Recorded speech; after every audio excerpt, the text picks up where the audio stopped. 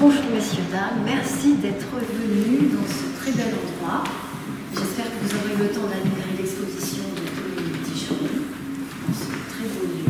Alors, cet après-midi, vous allez découvrir deux lectures. Une première lecture autour d'un livre qui s'appelle Bien le temps d'être libre, aux éditions, qui a été édité en 2022 aux éditions La Petite Hélène Édition. Et vous aurez ensuite une partie solo musicale complètement improvisée ou pas, le mystère reste, avec Tani Amossé, qui fera donc 10 minutes à peu près de solo. Et nous enchaînerons sur une deuxième lecture. Là, c'est un des derniers livres qui s'appelle Vivre jusqu'au futur, édité en janvier 2024, aux éditions Douro. L'auteur, eh bien, vous allez le découvrir. Voilà, donc nous allons commencer par une première lecture. Et voilà, positionner très sagement pour commencer. Alors, comment ça se passe? Qui veut s'asseoir? On a des fauteuils. Bien le temps d'être libre. 24-02. Dimanche soir nuit. FAS. 16. Revue blanche. Papier. Carte. Bout de nappe. Carton déchiré serré dans la main, gardé au sac ou plié en poche. Adresse vérifiée. 6. Rue d'Arcueil. 14e, Paris, 24 février 1985. À partir de 20h, 22h, peut-être 21h, pas lisible l'invite. La Revue blanche, clin d'œil à l'aventure littéraire artistique anarchiste qui, un siècle plus tôt, offrit gîtes et pages aux écrivains, poètes et artistes. Pas de Verlaine, Nietzsche, Proust, Jarry, Apollinaire, ni de Toulouse-Lautrec, Bonnard, Vuillard ou Debussy dans ce squat. Mais une clique d'inconnus qui feront leur marque un jour, qui sait. Avec l'automne. 20h45, qui a le plan? C'est où? Tu sais toi? Il s'accoste, tribu de la nouvelle ère, glorieux en sous. Ça se passe là, aujourd'hui, maintenant, pour toujours, après tout, avant tout, avec eux. Bien avant le déluge, au présent éternel. Dans un ancien dépôt de bombes, avec clochards, ferrailleurs, vagabonds déchus, insoumis de la bohème du moment, réunis ici. Pas lisible à qui ne connaît. Tagre blanchi, discret. Ils se rejoignent par petits groupes gonflant le flux continu. Jeunesse pseudo-révoltée. La posture autosuffisante, ils fixent désabusé le reflet, le modèle, la copie, en fac-similé, prêt pour le papier glacé.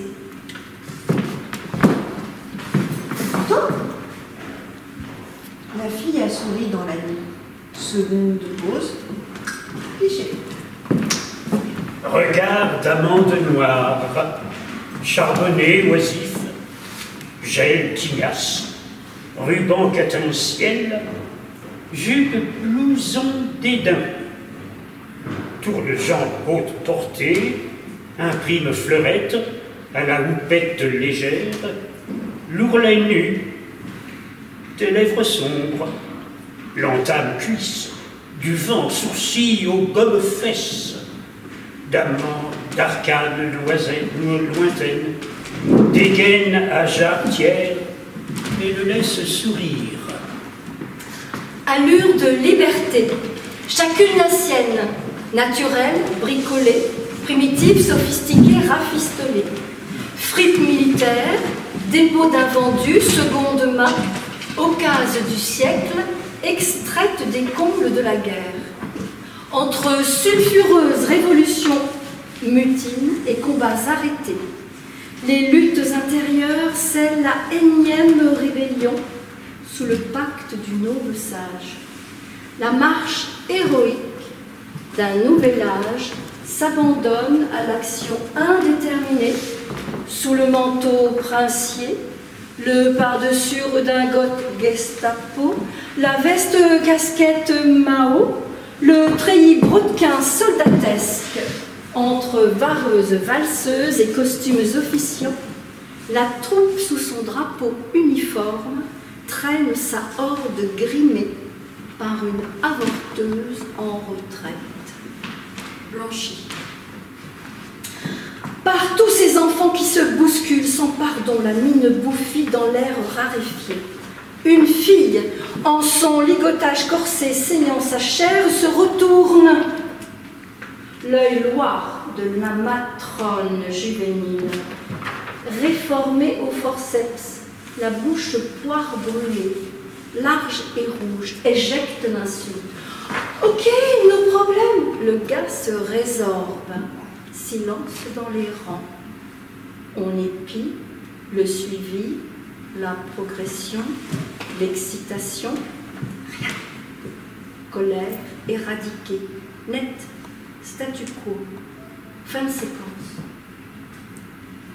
Dans la nuit, la trouée blêmissante de la colonne pénitente étale son tout Paris et ses fantômes bannis sous la danse macabre d'une neige, invitée sans honneur, elle et ses reconnaissances blanches, piétinées par l'aveugle assemblée sans sa permission. Insensible et libre, l'armée nage vers son mausolée, allongeant de ses colonies fébriles l'unique sentier lentement aspiré à l'orée d'une porte frontière. Cette cavité, aux monstres postés, pierre, fer, béton, au miroir impoli. Dans son ombre, le dragon, 1000 têtes, 1000 pattes, sinue, affole, affriole de ses yeux hargneux, l'ouverture, hérissant de piques ses coiffes ancestrales, butinant de la crête à la noire forteresse muette, au tambourin du seuil préhistoire, l'affront d'un autre monde, sans merci ni retour. Mort étendard. Une photo. Pas souris, front triste, bas, le cliché. Crâne rasé ancré, sur moto, fille tatouée, décolletée, buste cuir, gars en taille clou, sur look 60s, coupe éclat, mèche filoche, coq Elvis, chignon bibi, jean unisexe. Clown clinquant.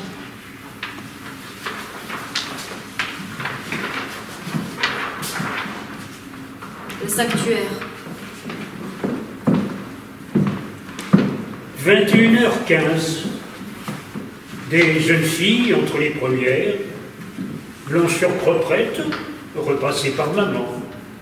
Tissu, drap, torchon, serviette, tout un trousseau frileux sous protection chauffante. Leurs jambes glissent, ciseaux graciles, et quittent l'obscurité obscène.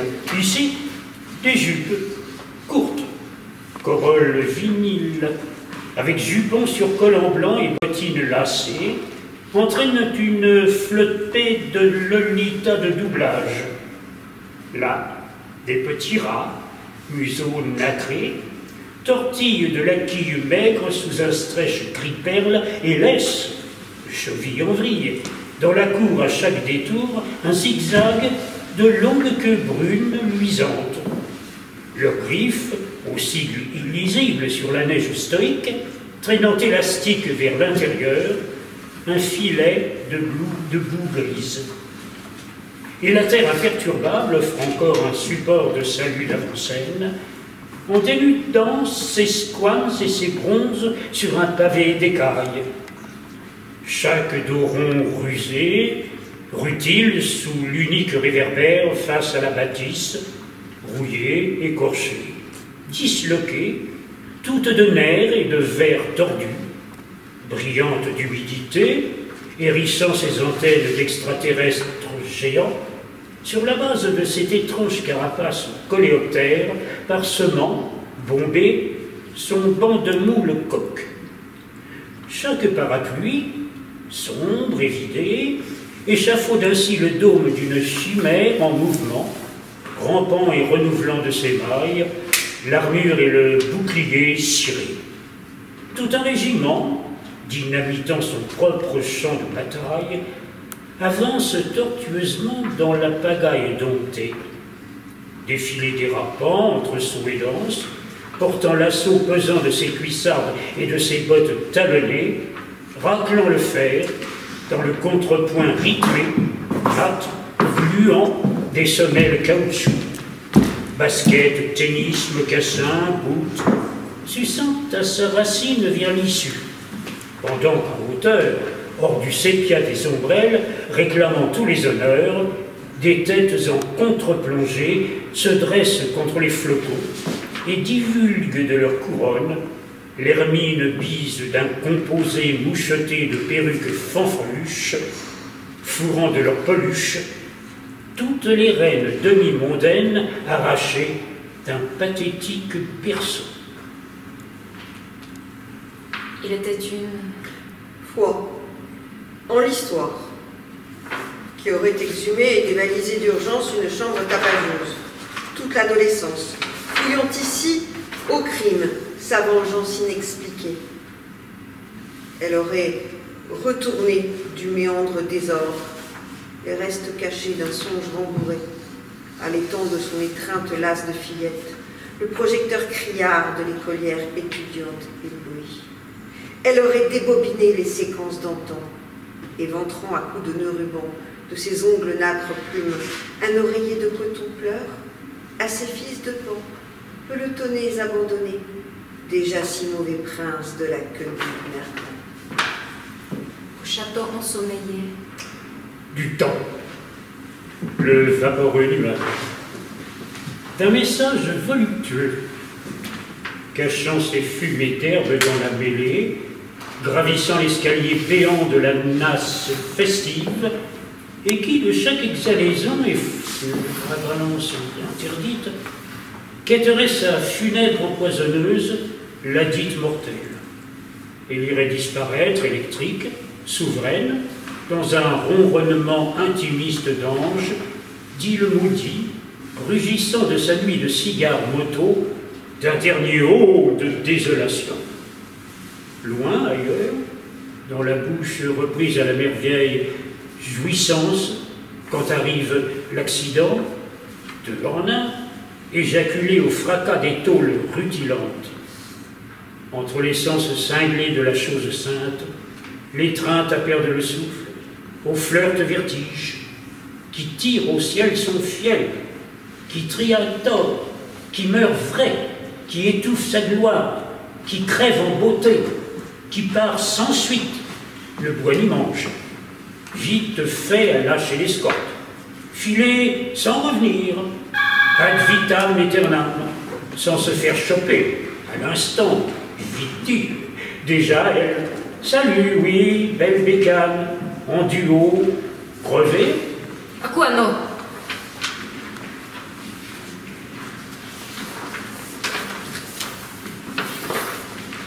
Au grand théâtre. 22h02.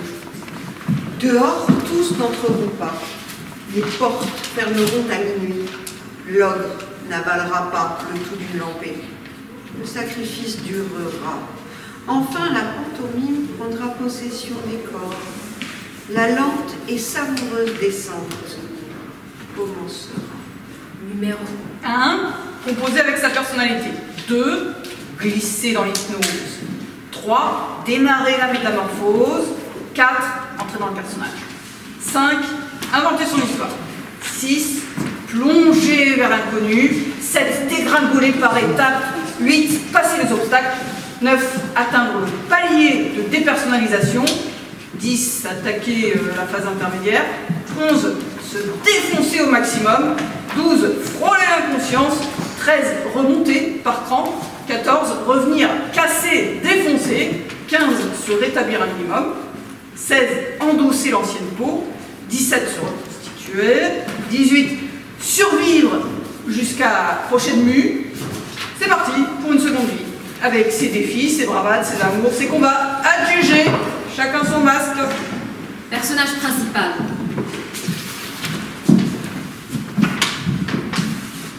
Programme.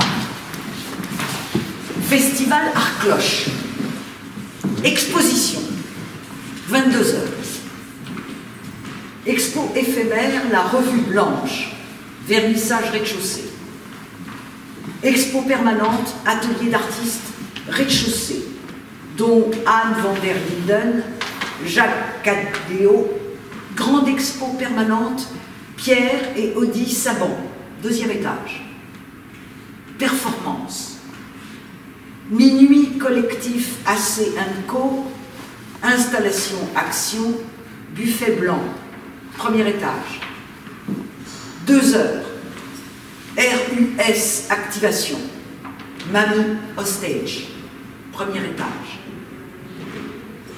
2h20. Ea Sola, déambulation danse buto, dancing, 1er étage rez-de-chaussée. 3 heures.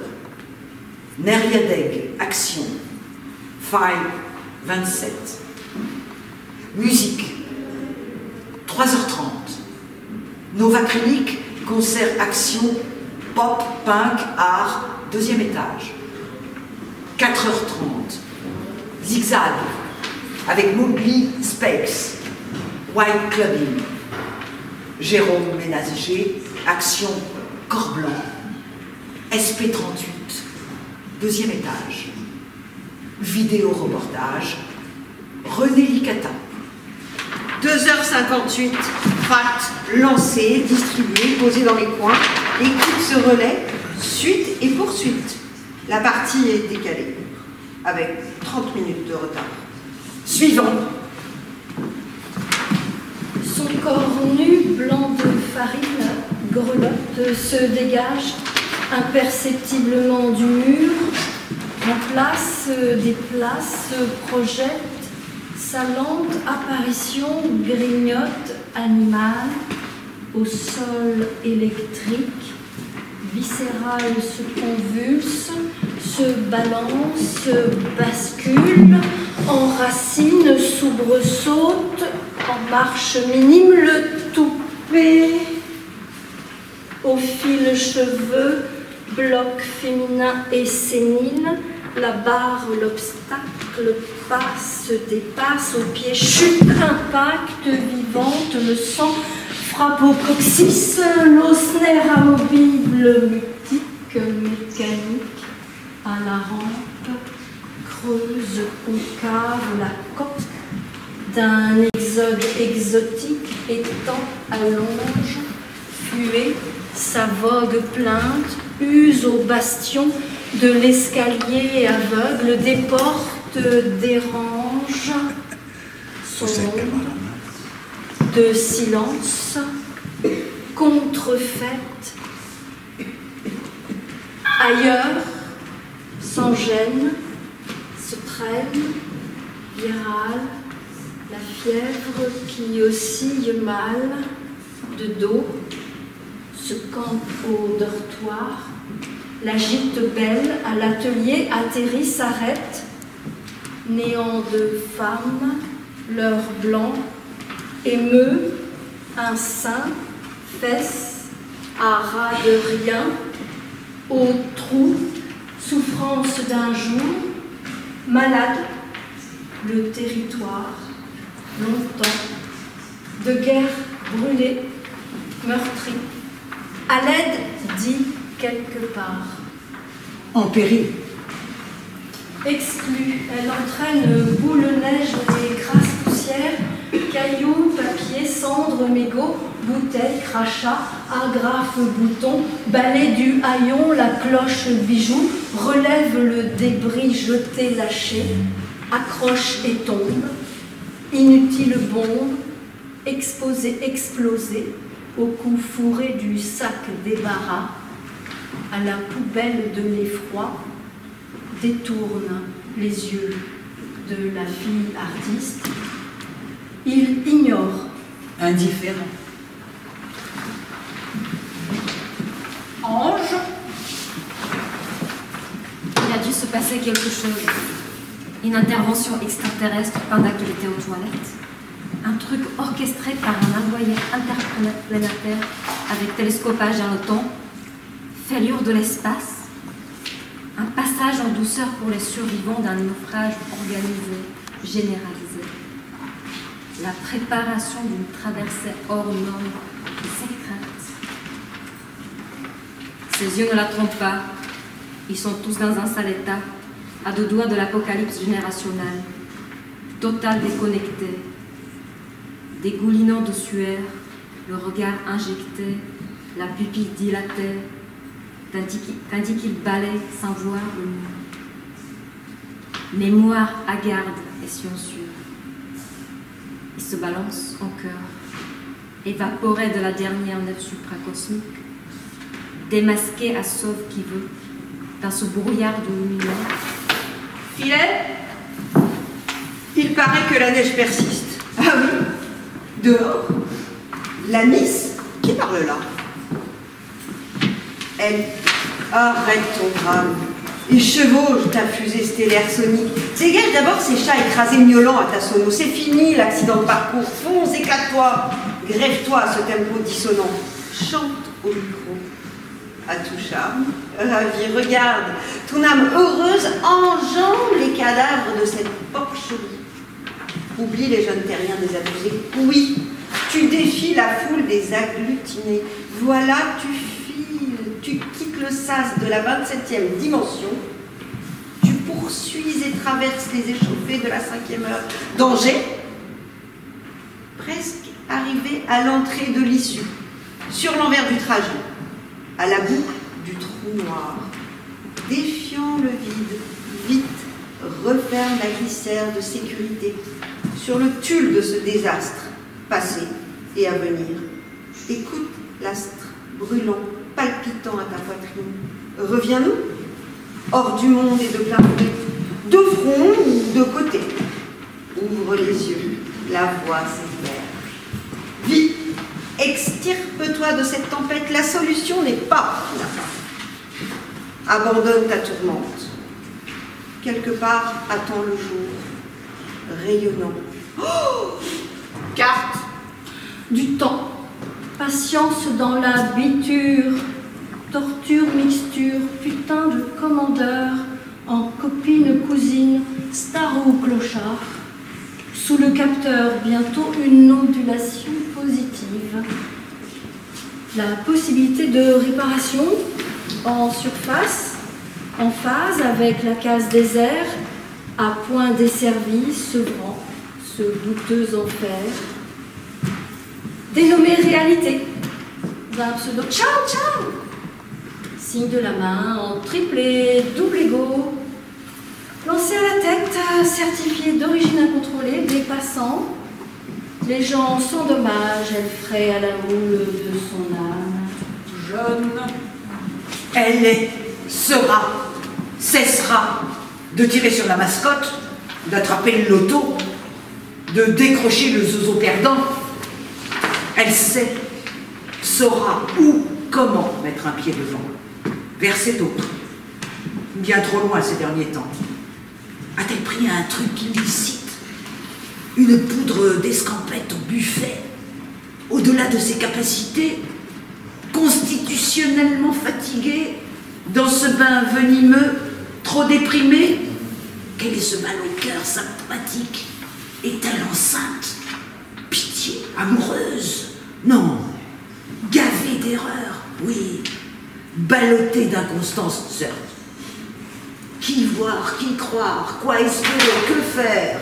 Où est le panneau indicateur de l'histoire? Aucun don d'anticipation pour ce coup-là. Au jour le jour, jusqu'à la dernière minute, selon les perspectives et les propositions. Trop sollicité. Assez. La beauté peut-elle tout? Non, pire, elle veut tout. Ça qui cloche même en moche résume bien le bazar de cette excessivité enthousiaste d'avoir, de faire, d'être, tout à la fois, pour goûter ou accumuler l'expérience. Peut-être arrêtera-t-elle enfin de bouger pour rien. Sourire. Épileptique. Noir.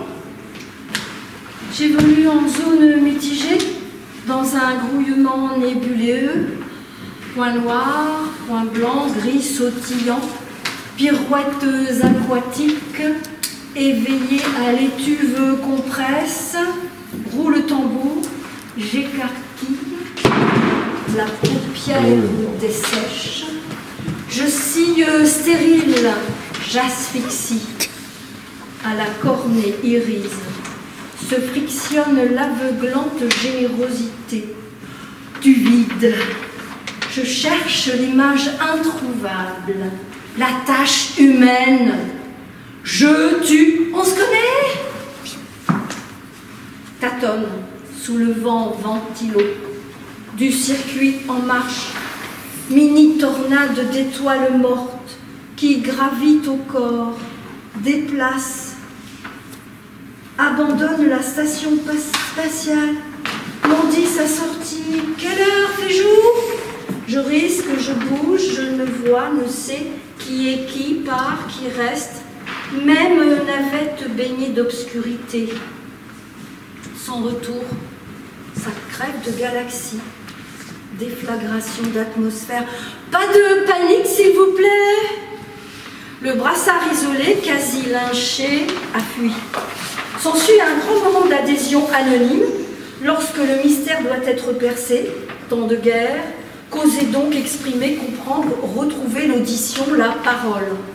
Batailler de sa propre voix contre la clameur d'une manif, la contestation désorganisée sous son même motif, rouspétance. Bien entendu, où est ce monsieur de la logistique? On grossit, on gargarise dans l'univers sombre, en voix off. On veut des accords, des guitares, de la distraction encore, ou alors à qui s'épousera dans le tas.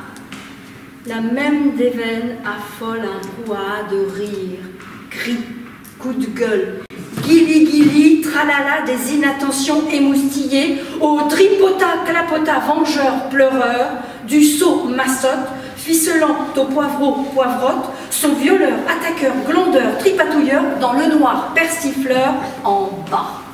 Étage. Il est parti où là, on bien.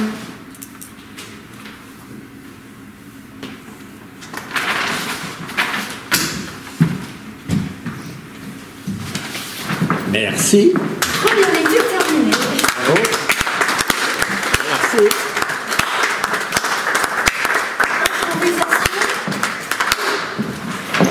Maintenant,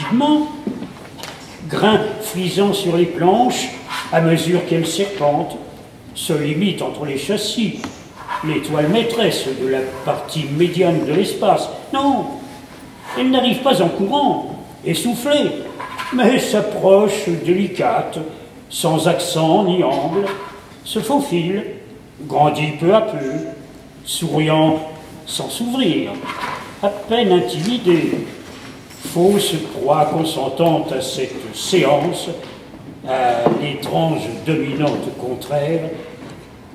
N'est-elle pas haute, élancée, face à ces figures fermées, recroquevillées entre leurs sièges, leurs tréteaux, leurs pinceaux, en bas, plus femme aussi, sur cette avancée de l'instant savant, plus consciente de son corps venu à eux, son trésor porteur d'inattendues perceptions, d'études et de mystères, toute valeur esthétique, pédagogique, historique, culturelle fondue.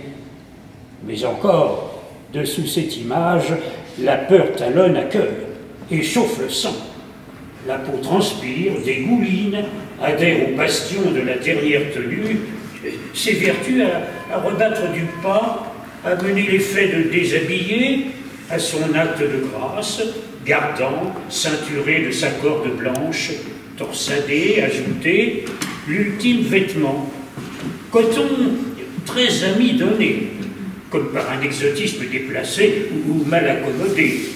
Malvenu pour une Française au bras si long qui déborde bizarrement, là devant ses étudiants étrangers, s'interrogeant peut-être sur ce métier de femme jouant de la geisha, presque une prostituée, puisqu'elle utilise ce corps, le sien, féminin, impur, tabou de ton culture, pour bientôt le contraindre, le brimer, le figer en vue de quelque argent, choisissant cet état d'existence plutôt que vraiment, ou peut-être se soucie-t-on juste de la fin de son trajet qui dévoilera les contours de leur labeur et bientôt les forcera tous à travailler.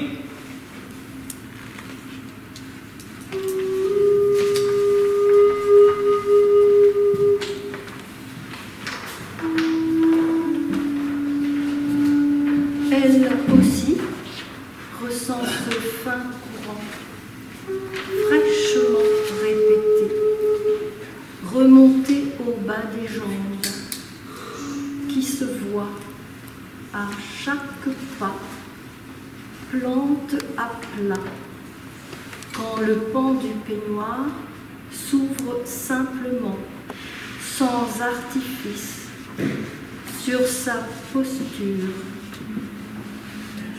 qui s'arrime au support, y prenant déjà sa force, une tension d'équilibre, avant même d'atteindre le devant de l'espace, sien, celui du modèle et de la pose.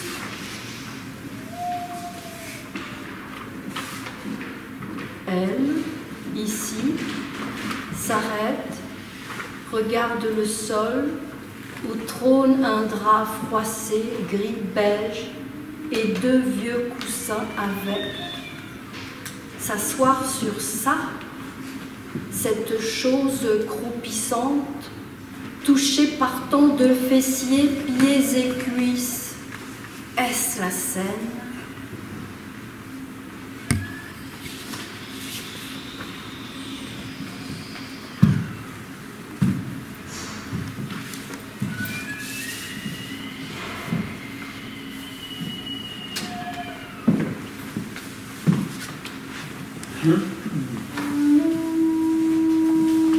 Ils sont gênés, certaines, première fois qui voient une femme nue. Un modèle, j'étouffe. Enfin, l'air, fenêtre ouverte à l'instant. De près, un corps banal, beauté normale, défaut. Nature, typée, en gros, jambes courtes. Demain, il sera là, au vernissage. Est-ce que j'irai? Et mes projets? Pas certaine de vouloir. Ne plus. Et je verrai. Des chutes de crayon, la petite note cristalline, aiguë à grave, le cinquième, une gomme tendre, rebondie sous les tables, jusqu'aux mes yeux. Perdu de vue, s'amuse, joue, tandis que, pas concentré, un rien et ne tienne pas, remue tout le temps, comme si le silence, en perd deux, moi, cette nudité, affichée, on ne sait pas comment. Le prof n'intervient. S'y prendre, me laisse mijoter les signes de son côté, à ma droite, au plus près. Regard sur l'air dessin. Eux poussent le crayon, se moquent bien de ma rêvasse. Pas lui, sans cesse aller-retour de l'œil, jamais ne file de lui à moi. Papier peau nous s'arrête. Et là, il va bouger. Jamais plus reprendre. Facile au départ, au bout, 3 minutes, allongé, cabré. Pourrait pas dépasser 10 minutes. Je dois absolument pour la longue, simple, basique. Encore une pause courte. Il ne dessine pas.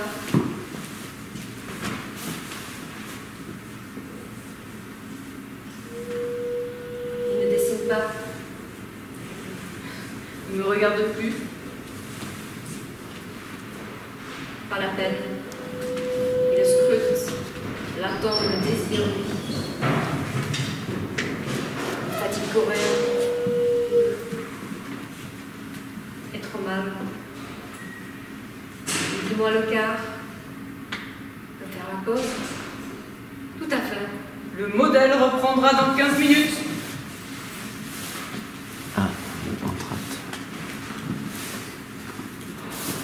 Accent anglais, délicat, féminin.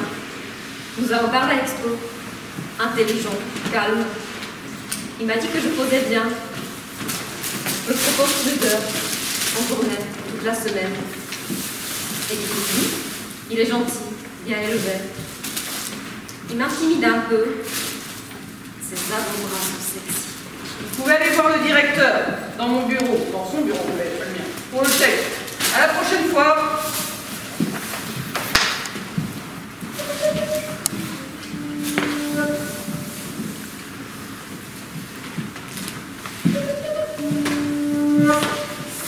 Hybridation. 2065. 2065. 2065.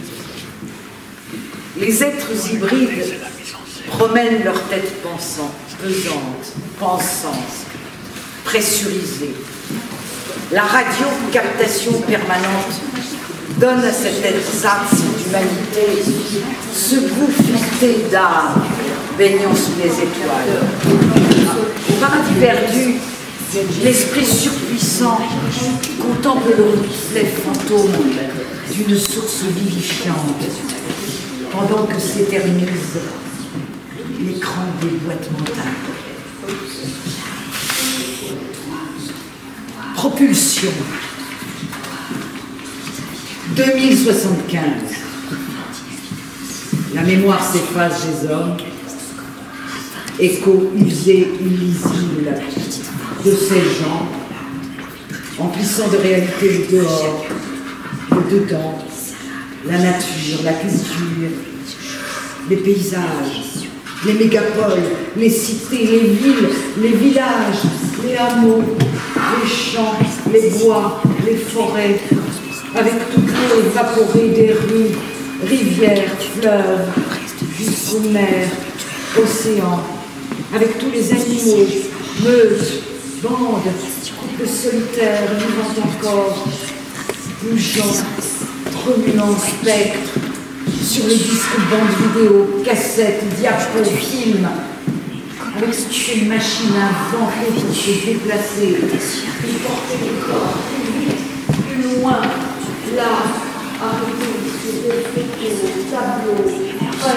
dessins, gravures, sculptures et toutes ces activités. Invention des sciences et des techniques, usages, coutumes différentes partout, figées dans les murs, les tablettes et tous les objets encore répandus d'avant le déluge des derniers jours. Peinture des grottes, incrustation dans la roche, signes primitifs de civilisation, tout ça gardé, conservé dans la grande mémoire finale de l'ordonnateur. Toute image donnée, collectée, recensée, incompréhensible mémoire humaine, se réduisant à un résumé simplifié d'une vie sur terre autrefois, maintenant abandonnée, se détériorant, brûlant, asphyxiée, avec les civilisations contrôlées, annexées, gommées, oubliées, évacuées du voyage.